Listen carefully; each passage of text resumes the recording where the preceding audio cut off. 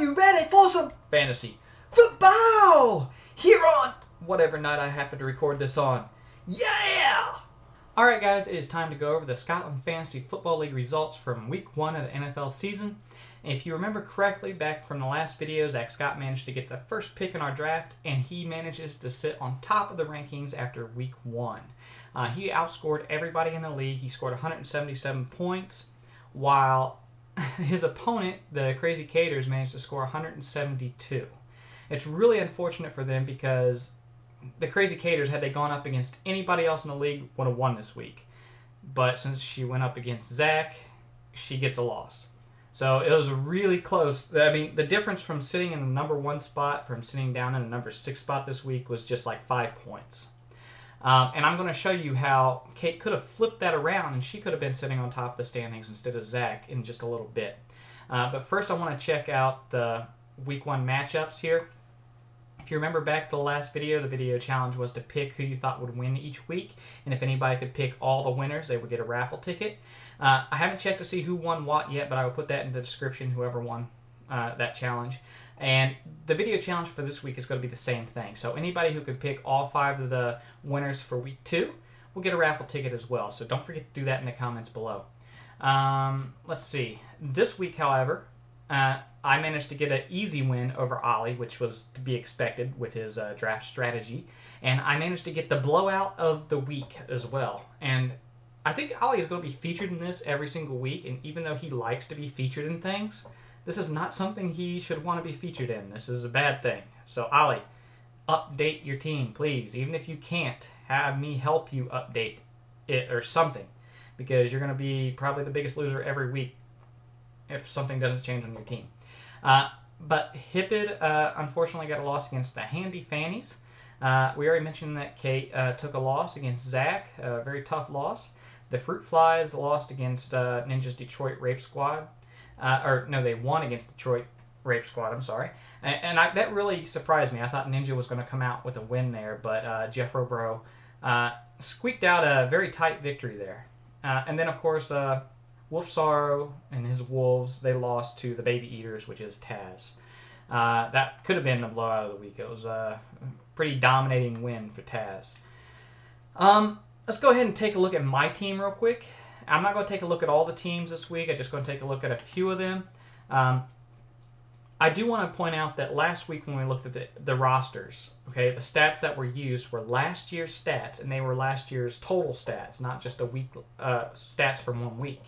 Now we're going to look at my team with just the stats from last week on it. And it should give you a better idea of how the stats are going to translate into fantasy points. Because you get like so many points for every yard thrown, so many points for every reception, and yards receiving, and return yards, and all that. And it's hard to get a picture of how that translates when you look at everything as a total, but when you break it down from week to week, it's a lot easier to kind of get a gist of it. For instance, you get 1 fantasy point for every 10 yards you get on special teams return yards. So if you look at Joshua Cribbs right here, it's, like I said, 1 point for every 10 yards you get returning. And so his 169 yards translates into 16.9 points for me in this week's matchup. Phillip Rivers, he threw for 231 yards, a touchdown, and I got just over 15 points for him and his efforts. It's a lot easier to kind of get a feel for how the scoring is going to work and how you should, or who you should put where in your lineup. I didn't really have too many surprises this week that kind of people performed as I expected them to. The only real surprise for me was Wes Welker. I thought he would be more involved in the New England offense than he was, because when he is healthy, he generally is going to get well over 100 receptions with Tom Brady for the overall season. And he only had 3 receptions for 14 yards in his first game of the year, which is really disappointing. I had him as like my number 1 or number 2 receiver based on this being a points per reception league. So hopefully that turns around and is not a trend, because if it's a trend, that was a wasted pick for me in this year's draft. Yeah, so my team performed fairly well. Much like I expected, I think I got a good shot at winning this league, but I don't think I'm the favorite team, because I think the favorite team would be Zach Scott's team. right here. His team went off during week 1. The first 4 people listed on his roster right here, all over 20 points. You go on down, you have Reggie Wayne with almost 30 points.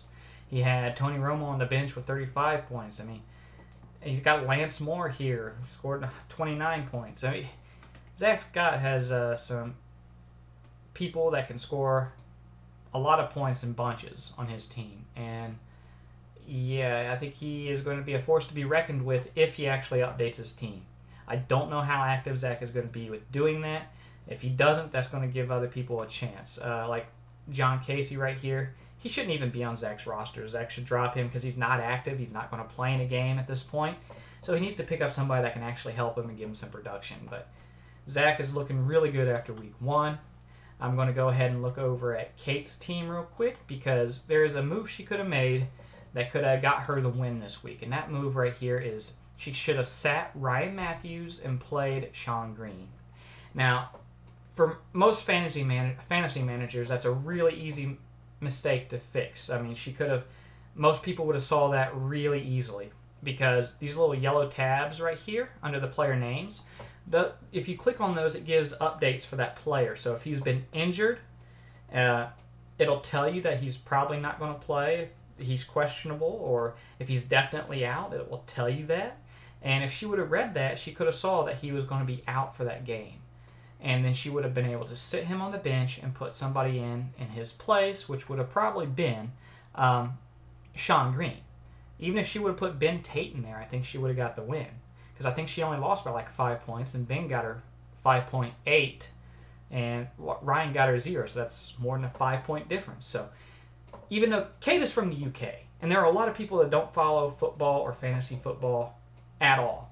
This is the first time they've ever had anything to do with it. So because of that, that's an easy mistake for Kate to make, or a lot of other people in this league to make. That's not something I'm trying to pick on Kate for, but if you do, even though you don't follow the NFL, you can read these little notes right here, and it'll help you out enough to where it can make a difference between winning and losing. And this is the clearest example I could find this week of an easy move that could have been made that made a difference in the week 1 results. So everybody that's in this league, if you want to put in the effort, that's something I highly suggest you do. Just keep up with the player notes on your team. That right there can help you enough to where, it'll make a difference from week to week. So good luck next week, Kate. You did really good this week. Just barely missed out on beating Zach. I don't think I want to go through every single team roster this week. I just want to point out a few little things and give you guys hopefully a little bit better idea how the points are going to translate into fantasy points, or their stats are going to translate into fantasy points, I should say. So thanks for watching. Good luck with the video challenge and picking the 5 winners for week 2. Thanks for watching. I appreciate your time. Goodbye.